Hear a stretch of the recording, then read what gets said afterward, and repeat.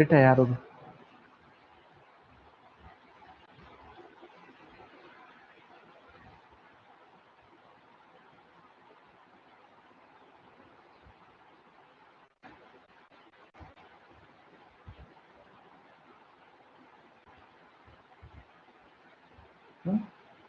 आइए।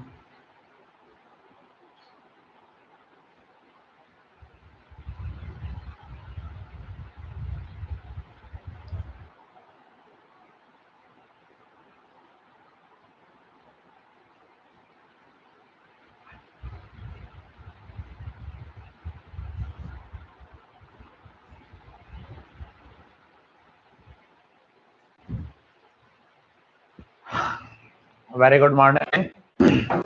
Welcome all. This is possibly the last lecture of unit dimension and measurement. उसके बाद में अपन कल बात करेंगे how to deal with vernier calipers and screw gauge extensively.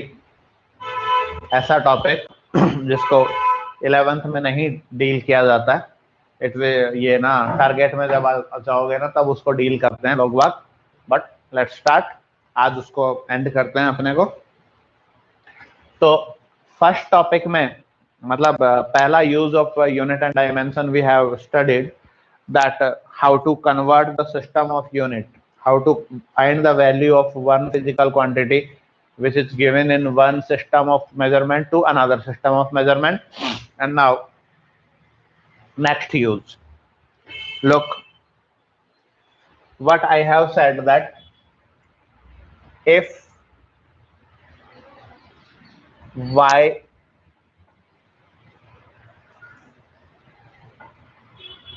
equals to a plus b plus c minus minus, then must thing is dimension of y should equals to dimension of a, should equals to dimension of b, should equals to dimension of c, etc.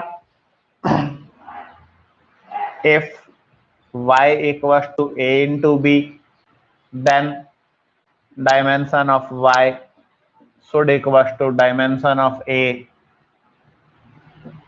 dimension of b, and if y equals to a by b, then dimension of y should equals to dimension of a by dimension of b.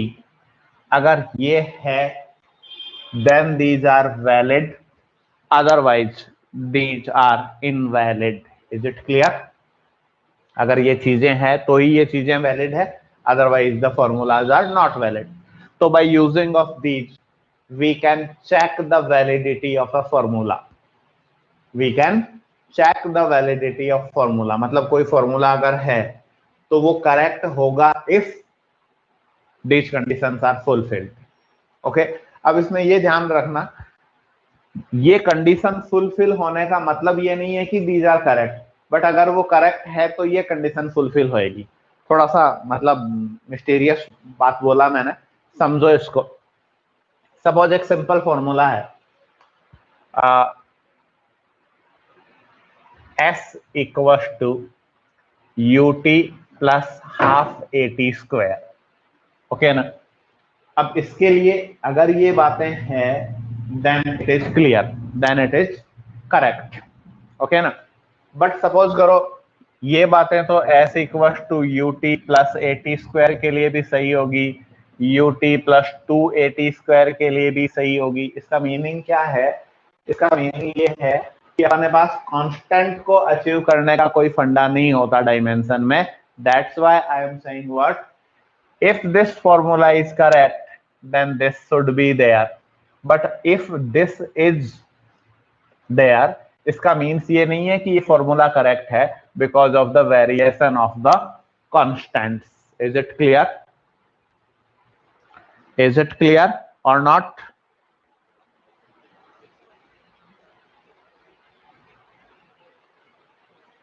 I'm going in front of your doubt box. Is it clear or not?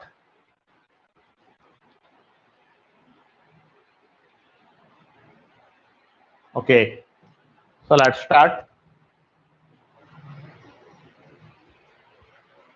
The second use of the dimension is very simple.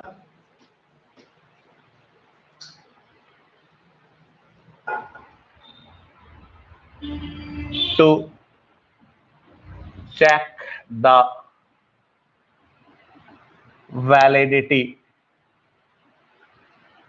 of a formula, है ना, और उसका की statement क्या हुआ? If a formula is correct, then dimension of left hand side should equals to dimension of right hand side, but inverse is not true because of the constants of the formula, है ना? तो we can check only whether it is right, whether it may be right or it is wrong. तो अपन wrong तो confirm बोल सकते हैं कि it is wrong, but right है या नहीं, it is not confirmed because constant अगर हुआ तो वो अगर 2 है तो भी डायमेंशनली राइट होएगा, 3 है तो भी वो होएगा, E है तो भी होएगा, और से 10.33 है तो भी वो राइट होएगा. That's why this one. Start करते हैं. 2 एग्जाम्पल बहुत होंगे इसके लिए. Example first, the time period of a simple pendulum is given by t equals to 2 pi root L by Z, t equals to 2 pi root L by Z. Check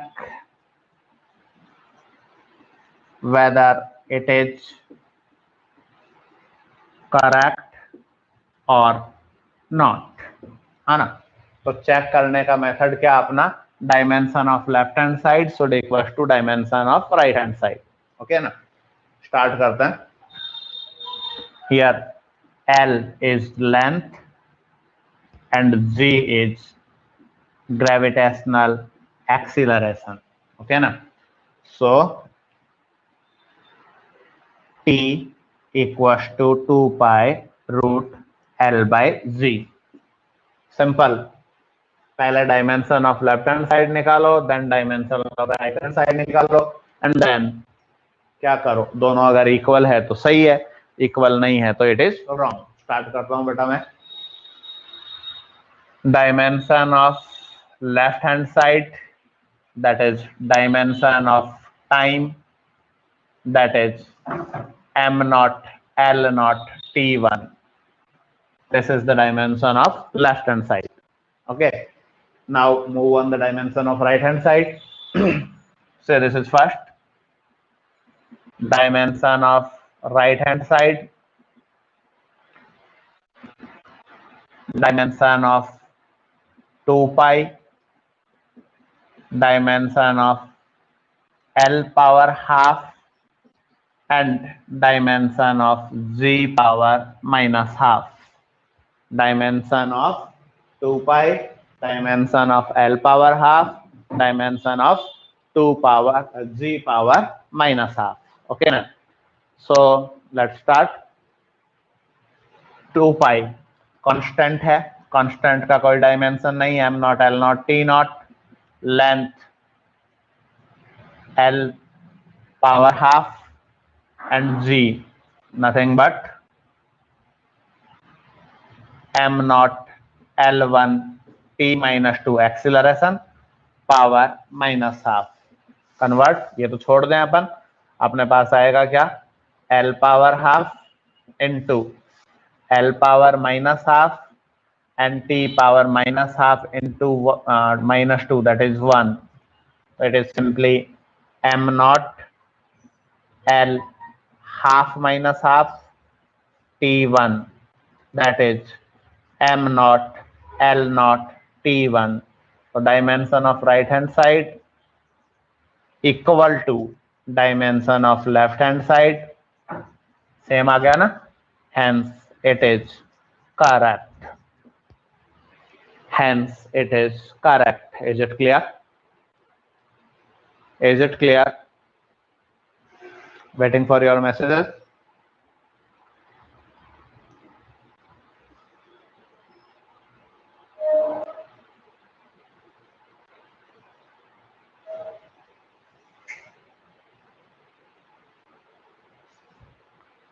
Going in front of your doubt box.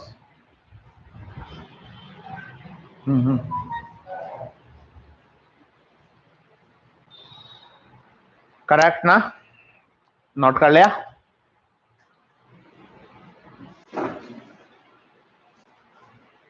चलिए, तो method बड़ा simple है। Left hand side का dimension use करिए, right hand side का dimension use करिए। अगर दोनों सेम आते हैं तो फॉर्मूला ट्रू। एक और फॉर्मूला देते हैं बेटा,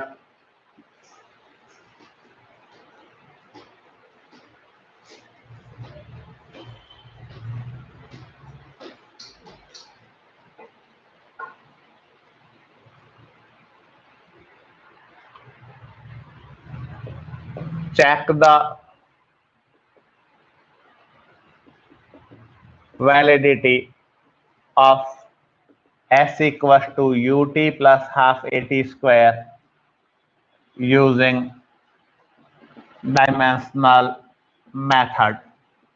ओके, अब यहाँ पे प्लस आ गया ना, तो क्या होना चाहिए प्लस वाले के लिए, dimension of s should equals to dimension of ut and should equals to dimension of half a t square. जहां भी प्लस आए, प्लस या माइनस आए ना, वहां पे हर स्टेप का डायमेंशन सेम होना चाहिए. सो दैट्स व्हाई, चलिए, dimension of s is nothing but distance travelled m naught L1 T naught, dimension of ut, that is the dimension of velocity and time, m naught L1 T minus 1, and time m naught L naught T1 will give you m naught L1 T naught. Same आ गया. अब इसका देखो, constant का तो 0 होता है, अपने को जाना नहीं. a is the acceleration, m naught L1 T minus 2 into t square is t2.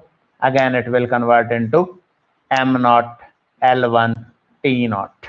Okay ना, तो तीनों मैच कर रहे हैं, तीनों मैच कर रहे हैं, means this formula is correct.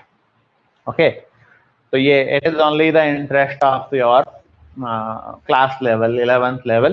तो दो ही चीजें होएगी, या तो प्लस या माइनस नहीं होएगा, या प्लस या माइनस होएगा. अगर प्लस या माइनस नहीं होए तो you have to use dimension of left hand side equal to dimension of right hand side.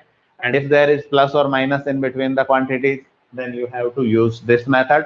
And the dimension of each step should be the same. Is it clear? Is it clear? Waiting for your response. फटाफट से message करिए, फिर अपन बढ़ते हैं आगे.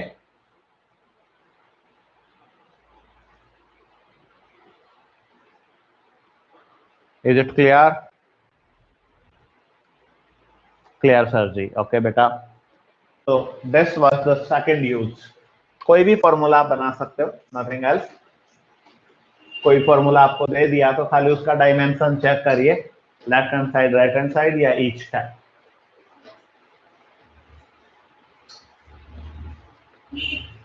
Now third use. Third use is very, very interesting use. This is the making of formulas. अब making of formulas ना बड़ा प्यारा काम है इसका. देखना, मैं इसको डायरेक्ट एग्जांपल से स्टार्ट करता हूं so that you can understand. एक सिंपल एग्जांपल ले रहा हूं. The potential energy at a height h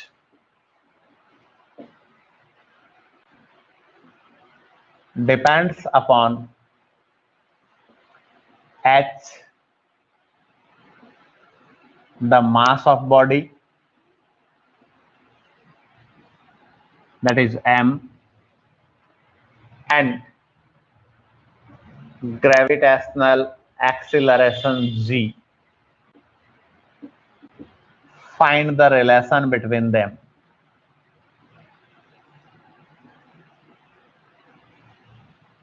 तो हो क्या रहा है, वो बोल रहा है कि पोटेंशियल एनर्जी का फॉर्मूला बनाओ and it is given to you that potential energy depend करता है किस किस पे, एच पे, एम पे और जी पे। अब मुझे इसका फॉर्मूला बना के देना अगले को कि जी अगर ये डिपेंड इन्हीं पे कर रहा है तो ये ऐसे ऐसे डिपेंड कर रहा होगा। ओके, स्टार्ट करते हैं। देखो मान लो ये U है पोटेंशियल एनर्जी, तो ये पक्की बात है कि ये अगर H, M और G पे डिपेंड कर रहा है तो ये H की भी किसी पावर पे डिपेंड कर रहा होगा, मास के भी किसी पावर पे डिपेंड कर रहा होगा, एक्सीलरेशन ग्रेविटेशनल उसके भी किसी पावर पे डिपेंड कर रहा होगा। तो मैं ऐसा बोलूं, let U proportional to H power A, M power B and G power C। अगर मैं A और B और C का वैल्यू कैसे करके फाइंड कर लूं तो रिलेशन आ जाएगा। ओके ना, अब स्टार्ट करते हैं। ये बात कब ठीक होएगा, ये बात तब ठीक होएगा बेटा जब dimension of U should equal to dimension of H power A, dimension of mass power B and dimension of G power C। समझ गए ना, क्योंकि अगर इक्वल करोगे तो यहाँ कोई कांस्टेंट आएगा, कांस्टेंट का खुद का कोई डायमेंशन होता नहीं। सो दैट्स व्हाई प्रोपोर्शनलिटी भी कब वैलिड होएगी, जब लेफ्ट हैंड साइड का डायमेंशन और राइट हैंड साइड का डायमेंशन सेम होएगा। अब सेकंड स्टेप में क्या करना है बेटा, इन सब के डायमेंशन लिख दो। यू नो U एनर्जी है, एनर्जी का डायमेंशन होता है m1 l2 t-2। Okay, h height है, लेंथ है, तो लेंथ का डायमेंशन होएगा l पावर 1 a। m मास है, मास का डायमेंशन होएगा m power 1 b and g acceleration है, एक्सीलरेशन का डायमेंशन होएगा m1 l1 t-2 power c। Okay, अब जैसे अपन ने GCH वाला एग्जांपल किया था ना, वैसे ही सबके पावर अलग अलग करके लिख दो। You will have m power b, L power only a plus c, a plus c and t power -2c। Okay, अब ये दोनों अगर इक्वल हैं तो एक ही पॉसिबिलिटी है, m का पावर इधर और इधर सेम होना चाहिए, l का पावर इधर और इधर सेम होना चाहिए, t का पावर इधर और इधर सेम होना चाहिए। That means what, we have to compare the powers. तो मैं स्टार्ट करता हूं by comparing the powers.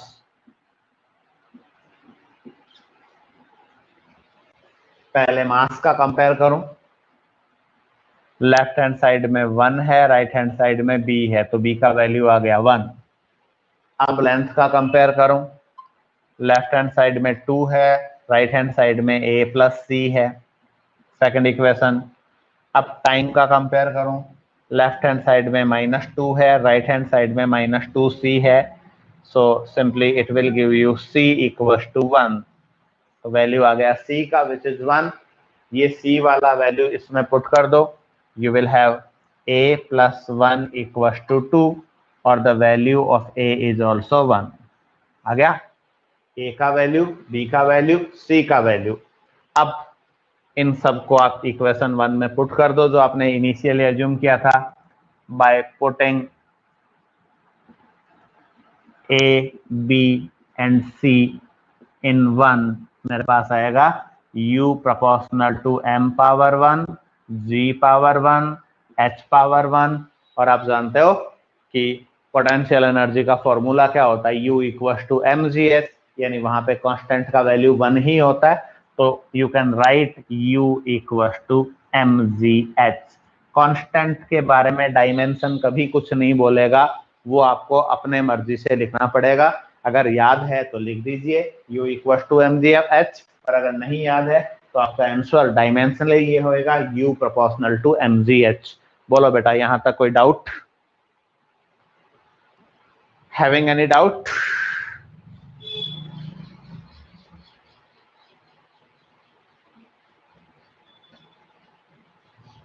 Message if there is any doubt.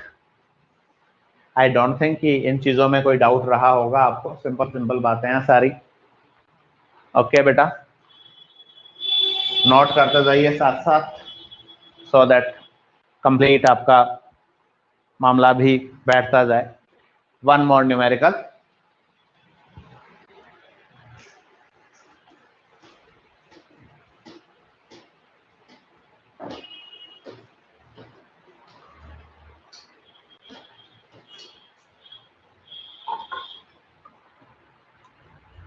The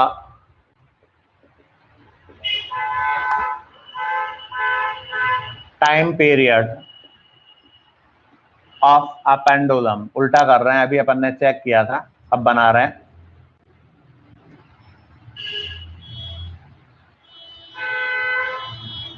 Depends upon its length L and gravitational acceleration g. Find the relation. Find the relation. तो same वही फंडा, T should proportional to L power A G power B, and our target is to find A and B, है ना। Second step में क्या करो, dimension लिख दो। तो डायमेंशन लिखोगे तो क्या लिखोगे, m not l not t1 equals to m not l1 t not length power a m not l1 t minus 2 power b। Okay, अब सेपरेट कर लो, m का इधर भी नॉट है इधर भी नॉट है तो नॉट ही रहेगा, l का इधर a है इधर b है a प्लस b, और t का इधर नॉट इधर minus 2b। Okay, m not l not t1। अब बाय कंपेयरिंग, तो by comparing but I will have mass का कंपेयर किया, left hand side 0 right hand side 0। Is there any doubt? Wait,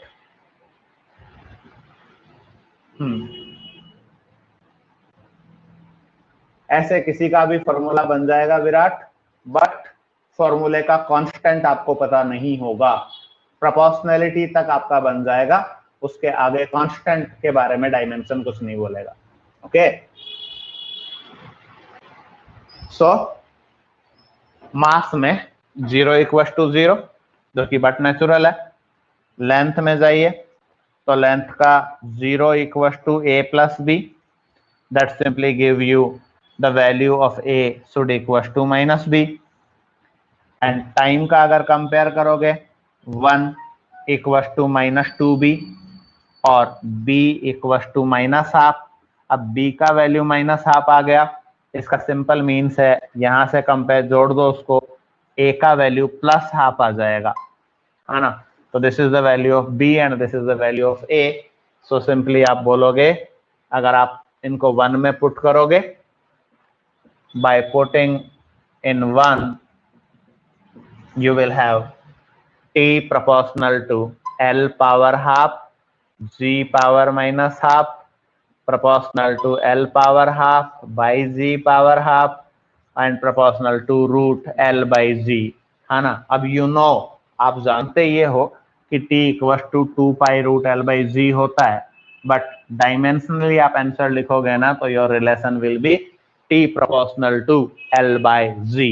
is it clear? तो ऐसा करके किसी भी फॉर्मूले को आप डिड्यूस कर सकते हो, डिराइव कर सकते हो up to the level of proportionality.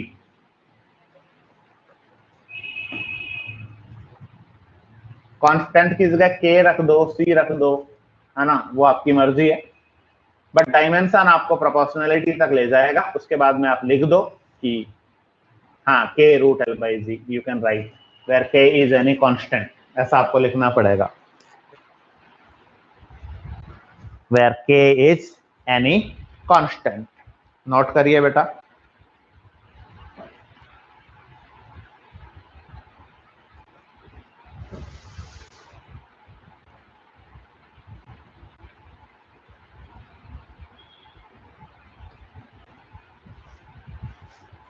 Noted.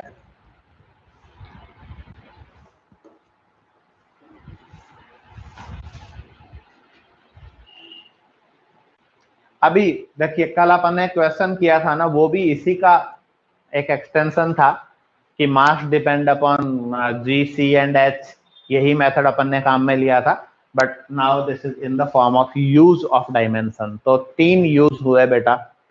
पहला यूज कन्वर्जन ऑफ सिस्टम, दूसरा यूज हुआ checking of the formula, and तीसरा यूज हुआ that is making of the formula. I think all the 3 uses are very clear to you, and now we are entering into the last kahani of this unit and dimension chapter, and the kahani is nothing but what is the drawbacks of this system.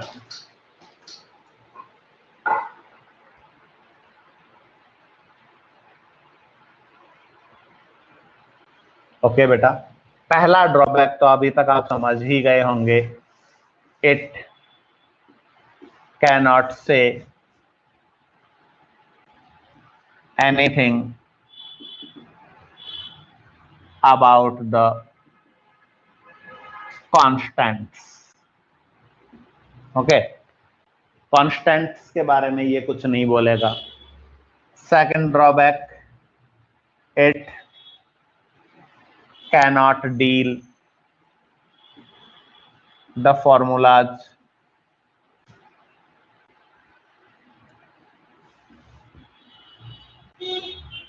in which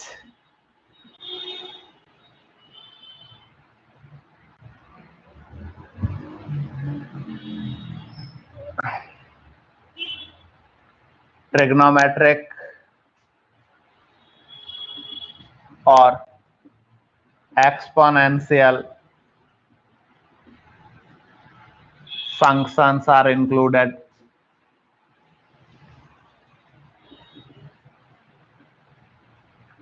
means ऐसा हुआ कि y equal to a sin omega t एक relation है, but इस relation को आप बना नहीं सकते बिकॉज sin ओमेगा t आ गया ना, यहाँ पे आपका यूनिट वाला मामला फेल हो जाएगा।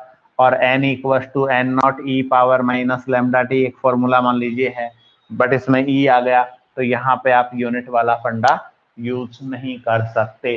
तो these two are the major drawbacks of dimensional system.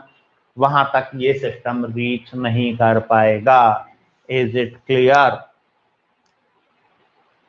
Is it clear? है ना। अब आपने बेटा एक काम करना है सबने, वो काम है रटने वाला। मैंने ई बुक जो दी है ना, उस ई बुक में 7 डेफिनेशंस हैं फंडामेंटल फिजिकल क्वांटिटीज की, कि 1 kg किसे कहते हैं, 1 मीटर किसे कहते हैं, उसमें लिखा हुआ है। यहाँ पे बोलना मतलब टाइम खराब करना, कोई मीनिंग नहीं, वो जस्ट रटने वाली बात है, उसको आपको अच्छे से रट लेना है, पहली बात। दूसरी बात, कुछ एक यूनिट्स होते हैं जैसे पारसेक, एयू, ये भी मैंने उसमें मेंशन कर रखा है, उनको भी आप एक बार आंखों से निकाल लीजिएगा।